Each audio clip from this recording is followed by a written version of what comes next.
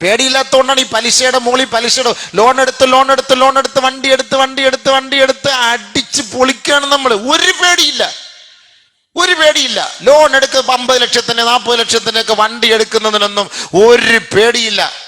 Loan എടുക്കുന്നതിനൊന്നും നമ്മുടെ മുസ്ലിം സമുദായത്തിന് ഈ ലോൺ എടുക്കാൻ ഒരു പേടിയില്ല എന്ന് പറഞ്ഞാല് എന്താ എൻ്റെ പൊന്നു സുഹൃത്തെ അതിൻ്റെ അർത്ഥം? ആഖിറത്തെ പേടിയില്ല. ഇതിന്റെ ഗൗരവം ഒരു ദിവസം ഞാൻ പറഞ്ഞു തരും ഇൻഷാ അല്ലാഹ്. അല്ലാഹു തൗഫീഖ്. എന്താ പലിശ എന്നുള്ളത് പറഞ്ഞു തരും. എൻ്റെ ബാധ്യതയാണല്ലോ പറയണമെന്നുള്ളത്. മനസ്സിലാക്കട്ടെ. നബി സല്ലല്ലാഹു അലൈഹി വസല്ലമ തങ്ങളെ പറഞ്ഞതാണ് ഇതെല്ലാം സമുദായത്തിന് നമ്മൾ പറഞ്ഞു കൊടുക്കണം. ഖുർആൻ കൊണ്ട് സ്ഥിരപ്പെട്ടാണ്. സൂറത്തുൽ ബഖറയിലെ വലിയ ആയത്ത് തന്നെ ഇതുമായി ബന്ധപ്പെടുത്തിയിട്ടുണ്ട്. നമുക്ക് മാന്യമായി ഒരു സെക്കൻഡ് ഹാൻഡ് വണ്ടി എടുത്ത് നമുക്ക് ഓടിക്കാവുന്നതേ ഉള്ളൂ.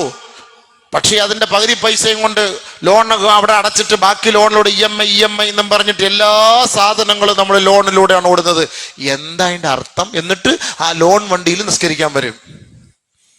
ലോൺ വണ്ടി എടുത്തിട്ട് ആദ്യം പള്ളിയിലാണ് കൊണ്ടുവരുന്നത്. ഉസ്താദിനെ കൊണ്ട് ഫാത്തിഹ ഓതിപ്പിച്ച് അതിനകത്ത് ഊതും. എന്നിട്ട് ദുആയും ചെയ്യിപ്പിക്കും. ഉസ്താദിന് 1000 രൂപ 500 രൂപ കൈമുടം കൊടുക്കും. നമ്മൾ ചോദിക്കൂല ലോണാന്ന്, കാരണം ചോദിച്ചിട്ട് അവരെ ഇടങ്ങാറാക്കണ്ടല്ലോ. നമുക്ക് ഇടങ്ങാറാക്കാൻ പറ്റും? ചോദിക്കാൻ പറ്റുമോ? എന്തിനാ അതിന്റെ ആവശ്യം എന്താ? എന്നിട്ട് ഇവിടെ ഒന്ന് ഓതിയ അതിന്റെ ഫായിദ എന്താ? അതായത് പട്ടച്ചാരായി എടുത്തിട്ട് ബിസ്മില്ലാഹിർ റഹ്മാനിർ റഹീം എന്ന് പറഞ്ഞ് കുടിക്കുന്ന പോലെ ഉണ്ട്. ഇരുന്ന് അതവോടുകൂടി ബിസ്മില്ലാഹിർ റഹ്മാനിർ റഹീം 3 മുടക്കാട്ട് കുടിച്ചു കഴിഞ്ഞ് അൽഹംദുലില്ലാഹ്. അതുപോലെ ഉണ്ടല്ലോ. അതുപോലെയല്ലേ ലോൺ എടുത്ത് വണ്ടി എടുത്തിട്ട് ബിസ്മില്ലാഹിർ റഹ്മാനിർ റഹീം ഉസ്താദിനെ കൊണ്ടുവന്ന് ഫാത്തിഹ ദുആ അർപ്പിച്ച്. അല്ലാഹു അലം.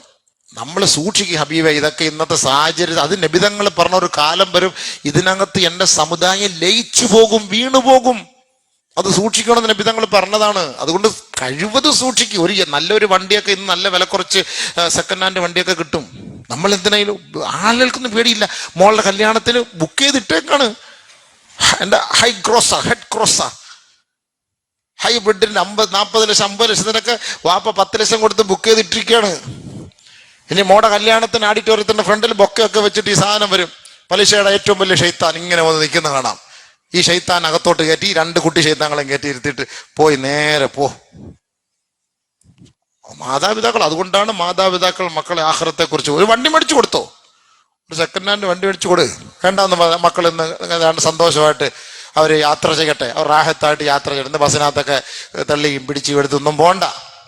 ഒരു 5 ലക്ഷം രൂപ എടുത്ത് നല്ല വണ്ടി കിട്ടൂലേ? ഒരു 10 ലക്ഷം രൂപ എടുത്തൊരു നല്ല വണ്ടി കിട്ടൂലേ? ഹജിയാരെ, നിങ്ങൾ ഈ 50 ലക്ഷത്തിന് ലോണൊക്കെ എടുത്തിട്ട് കൊടുക്കേണ്ട ആവശ്യമുണ്ടോ? ഈ ലോൺ എടുത്തുള്ള കച്ചവടം, ലോൺ എടുത്തുള്ള ബിസിനസ്, ലോൺ എടുത്തുള്ള പഠിപ്പ്, ഇതൊന്നും ഹൈറായിട്ട് അവസാനിച്ചായിട്ട് നമ്മുടെ ചരിത്രത്തിൽ നമ്മൾ കണ്ടിട്ടില്ല. ലോൺ എടുത്ത് കച്ചവടം ചെയ്ത് രക്ഷപ്പെട്ടവരാരെങ്കിലും ഉണ്ടെങ്കിൽ ജുമാ കഴിഞ്ഞ് എന്നെ ഒന്ന് കാണണേ ഇൻഷാ അല്ലാഹ്. ഞാൻ ഒരുപാട് പേരെ ഞാൻ കണ്ടിട്ടുണ്ട്. വിഷമവും പ്രയാസമാണ് അവരുടെ ഭാഗത്തു നിന്നുള്ളത്. കച്ചവടത്തെ കുറിച്ച് നഷ്ടമെന്ന് പറഞ്ഞ് എൻ്റെ അടുത്ത് വരും. ഞാൻ ഓരോന്നിങ്ങനെ സ്കാൻ ചെയ്ത് ലാസ്റ്റ് എത്തുമ്പം സംഭവത്തിന്റെ റഅസുൽ മാൽ തുടക്കം ഇതായിരുന്നു. അതാണ് അതിന്റെ കാരണം. ഞാൻ പറഞ്ഞിട്ടുണ്ട്, അതാണ് അതിന്റെ കാരണം. നിങ്ങൾ ഉള്ളത് കൊണ്ട് ഖൈർ കൊണ്ട് ബർക്കത്തോടെ നിങ്ങൾ തുടങ്ങി നോക്ക്. അതിലെ ഹറാമിന്റെ അംശമില്ലാത്ത പണമാണെങ്കിൽ അതിൽ വലിയ ബർക്കത്താണ്, അതുള്ളതിൽ വലിയ ഖൈറാണ്. അപ്പൊ എൻ്റെ ഒരു വിശ്വാസം ഞാൻ മനസ്സിലാക്കുന്നത്, നമ്മൾ ഈ ലോൺ എടുക്കാൻ പോകുന്നത് ആഖിറത്തെ കുറിച്ച് വിശ്വാസം ഇല്ല എന്നാണ് അർത്ഥം. പണയം വെക്കാൻ പോകും. ഈ സ്വർണം എന്തിനു പണയം വെക്കണം? അങ്ങ് വിക്ക്, എന്നിട്ട് പുതിയ സ്വർണം വാങ്ങും. അടുത്ത പ്രാവശ്യം 40,000 രൂപ കൊണ്ട് പണയം വെക്കും. ആ പോയ വഴി പുല്ല് പോലും കുളിക്കൂല. ഇവൻ പിന്നെ 2 വർഷം കഴിഞ്ഞാൽ തിരിച്ചു വന്നു. അപ്പൊ എത്രയായി? 1,20,000. 40,000 രൂപയുടെ സാധനത്തിന് 1,20,000 കൊടുത്താലേ അവൻ തരുള്ളൂ. ഇവൻ പിന്നെ പോയി മന്ത്രിയെ MLA എല്ലാം പോയി കണ്ട് വേളൊക്കെ ഉണ്ടാക്കുമ്പോൾ അവർ ഫോൺ വിളിക്കുമ്പോൾ ഒരു 20,000 കുറച്ച് കൊടുക്കും. പിന്നെ 60,000 കൊടുക്കട്ടെ. ഈ 60,000 കൊടുത്ത ഒരു പോലെ സ്വർണ്ണം ഇപ്പൊ കിട്ടൂലേ? എന്തിനായി പണിക്ക് പോകുന്നത്? നിങ്ങൾക്ക് അത്യാവശ്യമുണ്ട്, നിങ്ങൾ അങ്ങ് വിക്ക്. ഒരു ചെറിയ മോതിരല്ലേ വിക്ക്, നിനക്ക് കൂടുതൽ പൈസയും കിട്ടും. നിങ്ങൾ വാങ്ങ്, അടുത്ത പ്രാവശ്യം പോയി. ഉസ്താദെ വിറ്റാ പിന്നെ എടുക്കാൻ പറ്റൂല. ലോൺ ഇതാവുമ്പോ നമ്മൾ എടുക്കും എന്നുള്ളൊരു ഓർമ്മ വരും. ആ എടുക്കും എന്നുള്ളൊരു ഓർമ്മ വരും. മയ്യത്ത് എടുക്കുന്നത് വരെ ഓർമ്മ വരും, പക്ഷെ എടുക്കൂല. അവന്റെ മയ്യത്തെടുത്താലും ഈ സാധനം ബാങ്കിൽ നിന്ന് എടുക്കൂല. അതാണ് അതിന്റെ അർത്ഥം.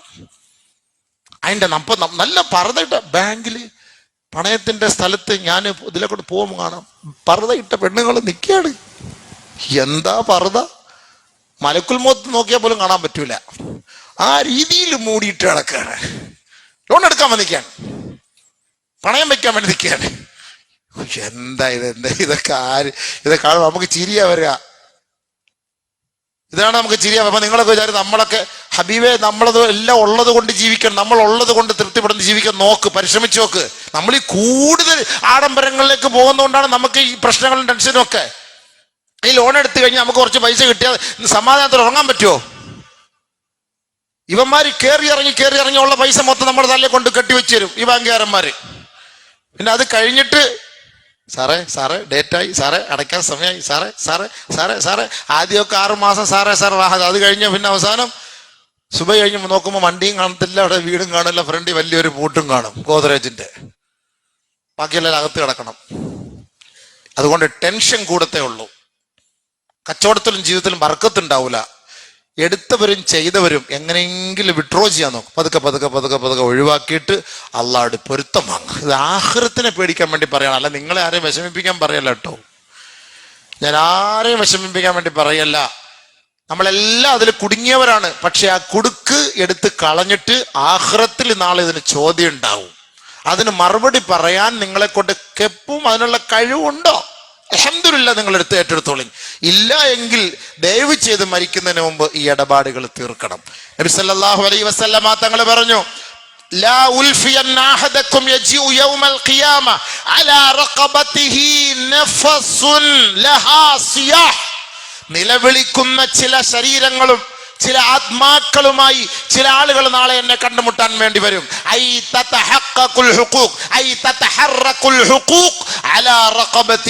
ദുനിയാവിലത്തെ ഇടപാടുകൾ അവന്റെ തലയിൽ കിടന്ന് ചർച്ച ചെയ്ത് ശബ്ദമുണ്ടാക്കിക്കൊണ്ടിരിക്കുകയാണ്. അങ്ങനെ ഇടപാടുകൾ പൂർത്തീകരിക്കാൻ കഴിയാതെ മടങ്ങി വരുന്ന എന്നെ കണ്ടുമുട്ടാൻ ആഖിറത്തിൽ എന്നോട് ശുപാർശയ്ക്ക് വേണ്ടി വരുന്ന ചില ആളുകളുണ്ട്. അവരെ ഞാൻ ആഖിറത്തിൽ കണ്ടുമുട്ടാതിരിക്കട്ടെ. ലാ ഉൽഫിയന്ന അഹദകും യജിഉ യൗമൽ ഖിയാമ. അതാണ് ആഖിറം. വലിയ ഒരു സംഭവമാണ്.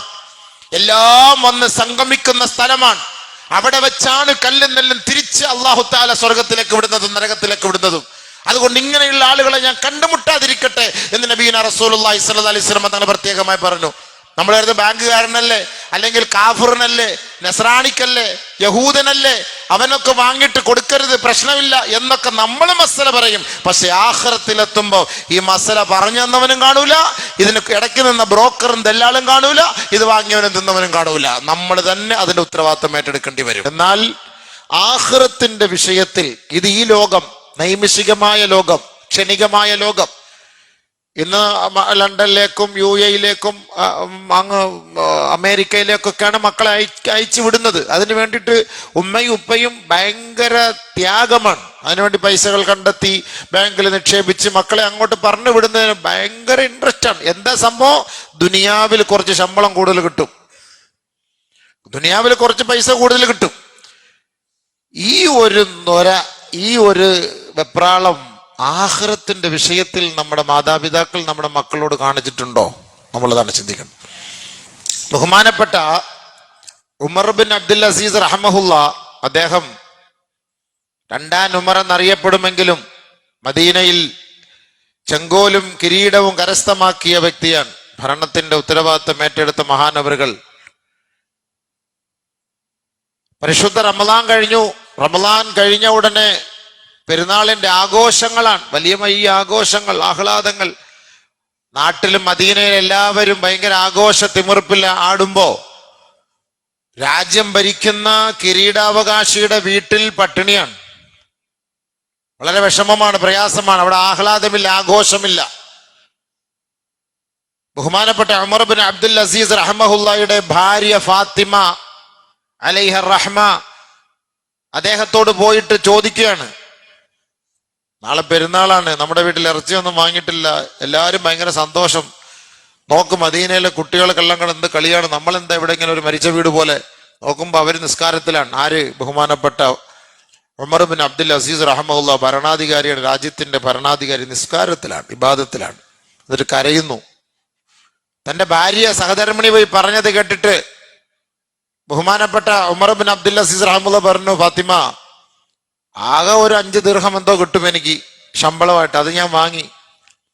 ഇനി നമുക്ക് അടുത്ത മാസമേ എനിക്ക് ശമ്പളം കിട്ടുള്ളൂ. ഞാൻ ഇപ്പൊ പോയി എവിടെ പോയി വാങ്ങാനാണ്? അതുകൊണ്ട് ഉള്ളത് കൊണ്ട് തൃപ്തിപ്പെട്. അപ്പൊ ബീവി പറഞ്ഞു, അല്ല മഹാനവറുകളെ, നിങ്ങൾക്ക് കുറച്ച് അഡ്വാൻസ് ആയിട്ട് ശമ്പളം മുൻകൂറായിട്ട് വാങ്ങാമല്ലോ. നമ്മളൊക്കെ അങ്ങനെയാണല്ലോ, ഇതെല്ലാം വിഷയം വരുമ്പോ മുൻകൂർ ശമ്പളം, അഡ്വാൻസ്. അപ്പൊ അഡ്വാൻസ് വാങ്ങുമ്പോൾ തന്നെ നമുക്കൊരു ഉറപ്പെന്താ? ഞാൻ മരിക്കൂല എന്നാണ്, അടുത്ത ദിവസം ഞാൻ ഉണ്ടാവും എന്നാണ്. നമ്മുടെയൊക്കെ അവസ്ഥയാണ്. അപ്പൊ വാങ്ങുമ്പോൾ നമ്മൾ പറയണം, ഇൻഷാ അള്ളാഹ് ഹയാത്തോടെ ഉണ്ടെങ്കിൽ തരാം, ഇല്ലെങ്കിൽ നിങ്ങൾ പൊരുത്തപ്പെടണം. അങ്ങനെ പറഞ്ഞ ആരും അഡ്വാൻസ് വാങ്ങാറുമില്ല ശമ്പളത്തിൽ നിന്ന്.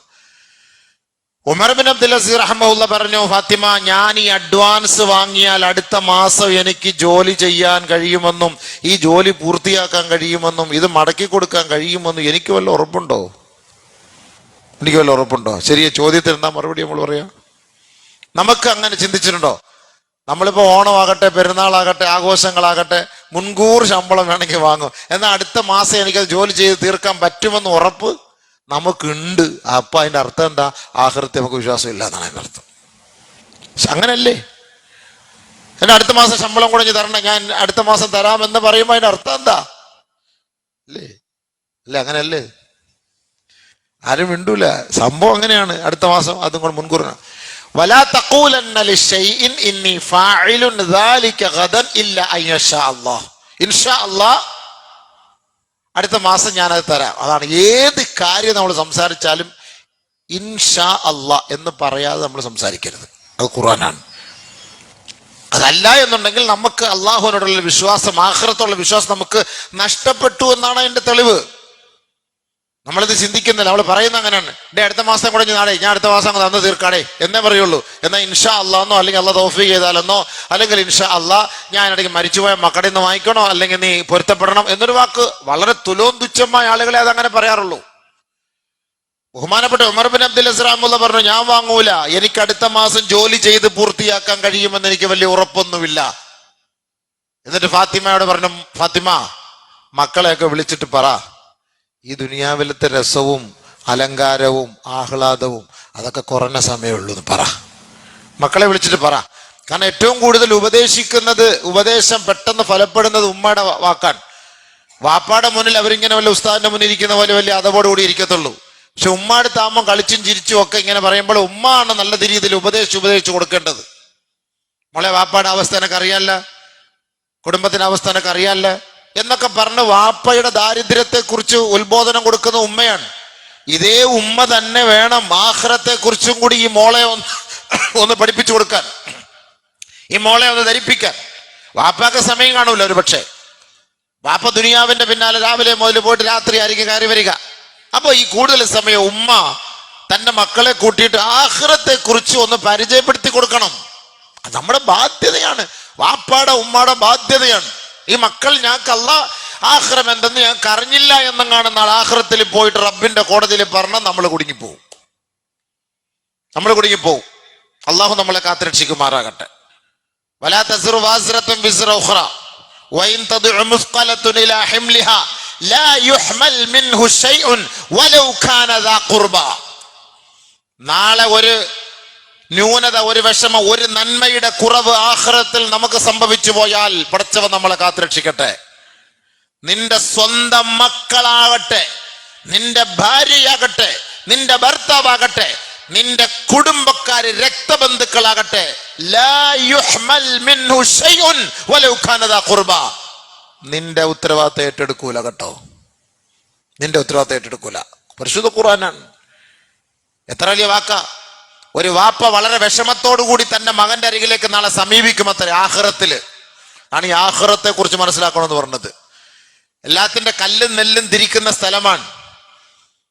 ഒരു ബസ് സ്റ്റാൻഡാണ്, തമ്പാനൂർ ബസ് സ്റ്റാൻഡ് പോലെ ഒരു ബസ് സ്റ്റാൻഡ്. ഇനി ഇവിടുന്ന് വേണം വണ്ടി അങ്ങോട്ട് പോകണോ, ഇങ്ങോട്ട് പോകണോ, ഏത് നാട്ടിലേക്ക് പോകണം, എങ്ങോട്ട് പോകണം എന്നുള്ളൊരു തീരുമാനം. ഒരു ബസ് സ്റ്റാൻഡ്, അവിടെ നമ്മളെല്ലാവരും ഒരുമിച്ച് കൂടും. അവിടെ എങ്ങോട്ട് പോകണം, ഇവിടെയാണ് ഇനി തീരുമാനമല്ല. ഫരീഖുൻ ഫിൽ ജന്ന വ ഫരീഖുൻ ഫിസ് സഈർ. സ്വർഗത്തിൽ കയറ്റണോ നരകത്തിൽ കയറ്റണോ തീരുമാനം എടുക്ക്. ആലോചിക്കാൻ ഇരിക്കാണ്, സ്വർഗത്തിലെ വണ്ടി വരുന്നുണ്ടോ നരകത്തിലെ വണ്ടിയാണോ വരുന്നത്. അപ്പൊ അവിടെയാണ് ഒരുമിച്ച് കൂട്ടപ്പെടുന്ന ആ ഒരു സ്ഥലമാണല്ലോ. അവിടെ വെച്ചാണ് തീരുമാനം എടുക്കേണ്ടത്. അവിടെയാണ് വാപ്പയും മക്കളും കണ്ടുമുട്ടും, സുഹൃത്തുക്കൾ കണ്ടുമുട്ടും, നാട്ടുകാർ കണ്ടുമുട്ടും. യതആറഫൂന ബൈനഹും, പരസ്പരം കണ്ട അറിയുകയും ചെയ്യും. ഖുർആന്റെ വാക്കാൻ. വയൗമ യഹ്ശുറുഹും ജമീഅ കഅല്ലം യൽബസു ഇല്ലാ സാഅതൻ മിനൻ നഹാർ യതആറഫൂന ബൈനഹും.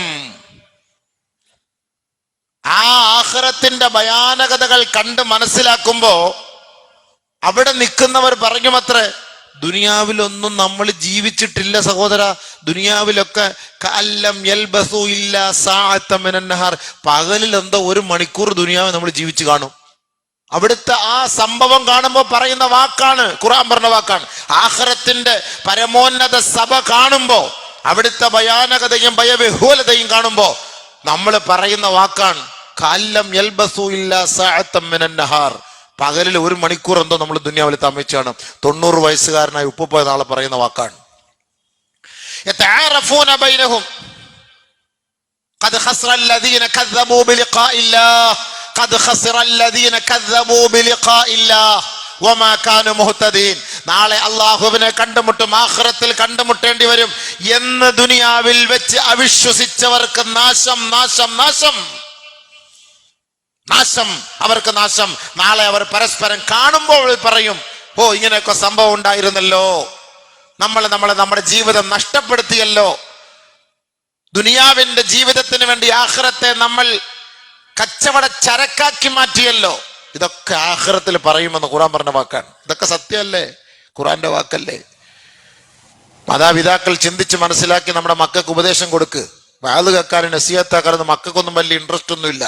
അവർക്ക് മൊബൈലും കളിയും, അവർക്ക് പബ്ജിയും ഗിബ്ജിയും അതിന്റെ പിന്നാലെ ഇങ്ങനെ കളിച്ച് അവരുടെ സമയം മുഴുവനും അതിനു വേണ്ടി ചെലവാക്കാണ്.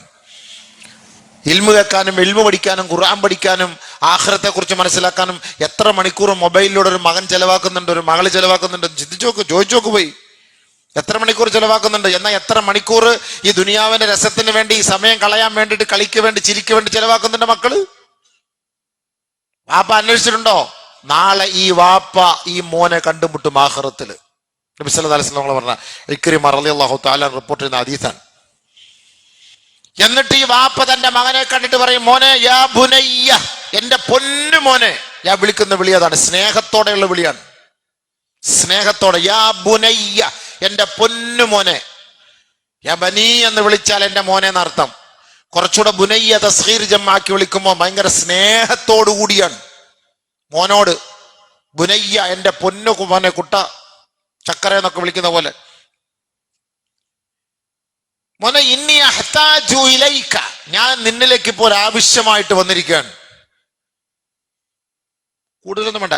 മിൻ മിസ്ഖാലി ദർറത്തിൻ മിൻ ഹസനാത്തിൻ, നിന്റെ നന്മയുടെ 1% വേണമെങ്കിൽ 0.1 എന്തെങ്കിലും വേണമെങ്കിൽ പറയാം, അത് മതി എനിക്ക്. ഞാൻ എൻ്റെ നന്മതിന്മകളൊക്കെ തൂക്കിയപ്പോ ഒരു പോയിന്റിന്റെ കുറവുണ്ട്, ഒറ്റ പോയിന്റ്. മിസ്ഖാലു ദർറ എന്ന് പറഞ്ഞൊരു വാക്കാണ് ഹദീസില്. നല്ല ഒരു കടുകുമണി എന്നർത്ഥം, ചെറിയ. മിസ്ഖാലു ദർറത്തിൻ മിൻ ഹസനാത്തിൻ ഖദ് ഇഹ്തജതു ഇലൈക മിൻ മിസ്ഖാലി ദർറത്തിൻ, ഞാൻ നിന്നോട് ചോദിക്കുന്ന ഒരു ചെറിയ കടുകുമണിയുടെ അളവോളം ഒരു നന്മ നീ എനിക്ക് തരണം. കാരണം എനിക്കത് കുറഞ്ഞുപോയി, അതെനിക്ക് കിട്ടിയാൽ എനിക്ക് സ്വർഗത്തിലെത്താം. മോനെ, നിന്റെ നന്മകളിൽ നിന്ന് 1% നീ എനിക്ക് താ. സ്വന്തം മോൻ പറയും, വാപ്പ, ദുനിയാവിൽ നിങ്ങൾ എൻ്റെ വാപ്പ ആയിരുന്നു, എനിക്ക് വണ്ടി മേടിച്ചു തന്നു, 2 ലക്ഷത്തിന്റെ 5 ലക്ഷത്തിന്റെ 10 ലക്ഷത്തിന്റെ ബൈക്കൊക്കെ മേടിച്ചു തന്നു, എനിക്ക് മണക്കാട് ടൗണിൽ നല്ല വീടൊക്കെ വെച്ചു തന്നു, 2.5 കോടിയുടെ വീട് വെച്ചു തന്നു, 10 കോടിയുടെ പെണ്ണിനെ കെട്ടിച്ചു തന്നു. എല്ലാ സംഭവം ശരി തന്നെയാണ്. പക്ഷെ ഇവിടുത്തെ അവസ്ഥ അന്ന് നിങ്ങൾ എന്നോടൊന്നും പറഞ്ഞില്ല, ഇങ്ങനെയൊക്കെ ഉണ്ടായിരുന്നു എന്നുള്ള സംഭവം. ദുനിയാവിൽ ജീവിക്കാൻ സംവിധാനങ്ങളൊക്കെ നിങ്ങൾ ഒരുക്കി തന്നു എനിക്ക്, അതെല്ലാം എനിക്ക് സന്തോഷം. ഫയുസ്നി അലൈഹി ഖൈറ, അവൻ നിഷേധിക്കൂല. ഹദീസ് അങ്ങനെയാണ്. ഫയുസ്നി അലൈഹി ഖൈറ, വാപ്പായെ അവൻ പുകഴ്ത്തും. ശരിയാണ്, വാപ്പ ഇങ്ങനൊക്കെ എനിക്ക് വാങ്ങി തന്നിട്ടുണ്ട്, ചെയ്തു തന്നിട്ടുണ്ട്. ഫയുസ്നി അലൈഹി ഖൈറ, ഒക്കെ തന്നെയാണ്, എല്ലാം ശരിയാണ്, എൻ്റെ വാപ്പയാണ്, അതിനൊന്നും ഞാൻ നിഷേധിക്കുന്നില്ല. പക്ഷേ എൻ്റെ പൊന്നുപ്പ, ഇന്നി അതഖവ്വഫു കമാ തഖാഫു, നിങ്ങൾ ഇന്ന് ഈ കാണുന്ന ശിക്ഷയെ നിങ്ങൾ ഭയപ്പെടുന്നത് പോലെ ഞാൻ ഈ ശിക്ഷയെ ഇന്നത്തെ ദിവസം ഞാൻ ഭയപ്പെടുകയാണ്. ഞാൻ ഇന്ന് ഭയപ്പെടുകയാണ്. എൻ്റെ നന്മയിൽ നിന്ന് ഒരു കടുകുമണിയുടെ അളവങ്ങാനും എൻ്റെ ഉപ്പയാണ് എന്ന് കരുതി ഞാൻ നിങ്ങൾക്ക് വെച്ചാൽ ഞാൻ നരകത്തിൽ പോകുമെന്ന് ഭയപ്പെടുന്നു. കാരണം ഇത് തൂക്കിയിട്ടില്ല, വേബ്രിഡ്ജിലോട്ട് കയറ്റിയിട്ടില്ല. മീസാനിൽ കൊണ്ടുപോയി തൂക്കുമ്പോഴേ എത്ര ഉണ്ടെന്നുള്ളത് അറിയാൻ പറ്റൂ. അതുകൊണ്ട് എന്റെ പൊന്നുപ്പ എന്നെ കൊണ്ട് ലാ ഉതീഖു അലാ ദാലിക്, ആ മകന്റെ വാക്കാണ് ലാ ഉതീഖു, കഴിയില്ല എന്നാണ് പറഞ്ഞ വാക്ക്. ലാ ഉതീഖു അലാ ദാലിക്. എന്റെ വാപ്പയൊക്കെ തന്നെയാണ് സംഭവിച്ചത് തന്നെ. ദുനിയാവിൽ എന്നെ നല്ല പൊക്കിക്കൊണ്ട് നടന്ന് എനിക്ക് എല്ലാ സൗകര്യങ്ങളും ചെയ്ത എന്റെ ഉപ്പയാണ്. പക്ഷെ എന്റെ നന്മയിൽ നിന്ന് ഒരല്പമെങ്കിലും ഇങ്ങക്ക് തരാൻ എന്നെ കൊണ്ട് പറ്റൂല ഉപ്പ. നാളെ പറയാം ഹദീസ് ഇക്രിമാർ അള്ളാന്റെ ഹദീസിന്റെ വിശദങ്ങൾ പറഞ്ഞ വാക്കാണ് കേട്ടോ. ചിന്തിച്ചോളി, മക്കളെ തലയുടെ മുകളിൽ കൊണ്ട് കിടക്കുന്ന വാപ്പ ഒക്കെ ചിന്തിച്ചോളി, ഇതിനെയൊക്കെ കൊണ്ട് ആഖിറത്തിൽ വല്ല ഗുണമുണ്ടോ എന്നുള്ളത് ചിന്തിച്ചോളി. അവന് വേണ്ടിയിട്ട് ജീവിതം നശിപ്പിക്കാൻ തയ്യാറാണ് നമ്മൾ. അവന് വേണ്ടിയിട്ടാണ് ഈ കട മൊത്തം വാരിക്കൂട്ടിയത്, അവന് വേണ്ടിയിട്ടാണ് വീട് പണയം വെച്ചത്, അവന് വേണ്ടിയിട്ടാണ് ഈ ലോൺ എടുത്തത് മൊത്തവും. എല്ലാ മക്കൾക്കും ഉണ്ട്. വാപ്പാക്ക് എന്തുണ്ട്? ഒരു തസ്ബീഹും ഒരു മുസല്ലായും ഉണ്ട്. വേറെ എന്താ വാപ്പാക്ക്? വാപ്പാക്ക് ഒരു തസ്ബീഹ് മുസല്ലായി മാത്രമായി. ബാക്കി ഇവന് വേണ്ടിയിട്ടാണ് ഇത് മൊത്തവും ചെയ്തത്. ഈ മകൻ നാളെ ആഖിറത്തിലെത്തുമ്പോ പറയുന്ന വാക്കെന്താ? ലാ ഉതീഖു അലാ ദാലിക. വാപ്പൊക്കെ തന്നെ സംഭവം ഒരു രക്ഷയില്ല. അതാണ് നബി തങ്ങൾ പറഞ്ഞത്, വഇൻ തദ്ഉ മുസ്ഖലത്തുൻ ഇലാ ഹിംലിഹാ ലാ യുഹ്മൽ മിൻഹു ശൈഉൻ വലൗ കാന ദാ ഖുർബാ. നിങ്ങളുടെ സ്വന്തം മക്കളാണെങ്കിലും, നിങ്ങളുടെ ഭാര്യയായാലും, നിങ്ങളുടെ ഭർത്താവായാലും, നിങ്ങളുടെ കുടുംബക്കാരനായാലും, രക്തബന്ധമായാലും, സഹചാരിയായാലും, ലാ യുഹ്മൽ മിൻഹു ശൈഅൻ വലൗ കാന ദാ ഖുർബാ. നിങ്ങളുടെ സ്വന്തക്കാരനാണെങ്കിൽ പോലും നിങ്ങളുടെ ഉത്തരവാദിത്തം ഏറ്റെടുക്കൂല. ചിന്തിച്ചോളി.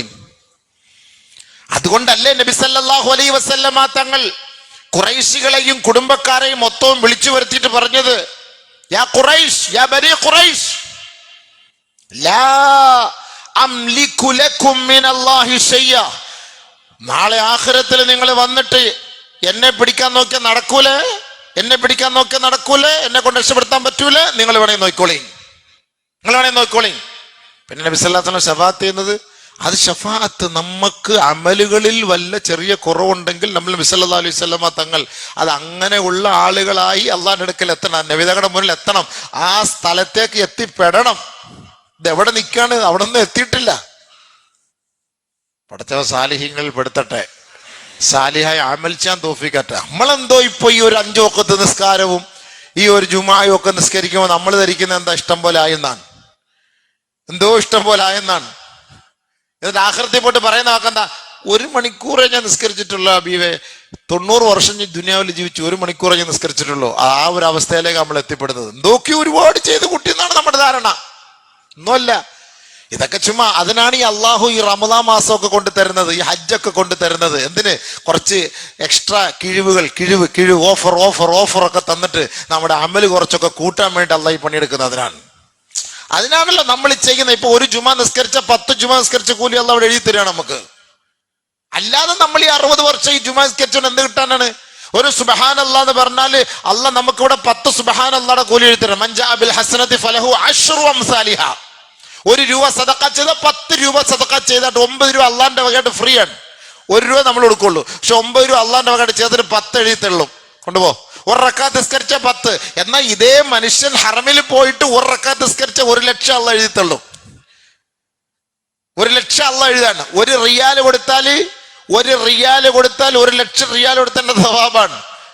അവിടെ പോയി ബിസിക്കാൻ നിൽക്കലെന്ന് പറഞ്ഞതാണ്. മക്കയിലും മദീനയിലൊക്കെ പോയി കഴിഞ്ഞാൽ സാധുക്കൾ പാവത്തങ്ങളൊക്കെ വന്നാൽ ഭക്ഷണം മേടിച്ചു കൊടുക്കണം, മന്തിയൊക്കെ കിട്ടും. അവിടെ 10, 15, 20 റിയാൽ കൊടുത്താലും മന്തിയൊക്കെ കിട്ടും, വാങ്ങി കൊടുക്കണം. 20 റിയാലോ കണക്ക് കൂട്ടും, 480 രൂപ. അയ്യോ, ഒരു ചായ 3 റിയാൽ 65 രൂപ കണക്ക് കൂട്ടും. അവൻ ലോക പിശുക്കനായിട്ട് മക്കയിൽ നിന്ന് മദീനയിൽ തിരിച്ചു വരുള്ളൂ.